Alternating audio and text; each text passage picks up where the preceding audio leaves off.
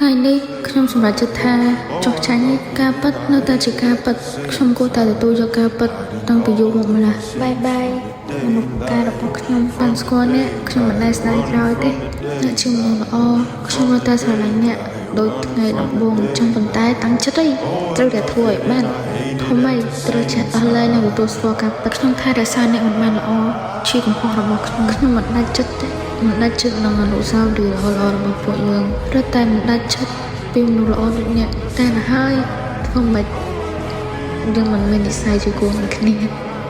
បានស្គាល់អ្នកជារឿងមួយដែលខ្ញុំសប្បាយចិត្តជាងគេក្នុងជីវិតមិនដឹងថាអ្នកកំពុងតែស្ដាប់ឬអត់ទេប៉ុន្តែបើស្ដាប់ចង់ប្រាប់ថាអរគុណ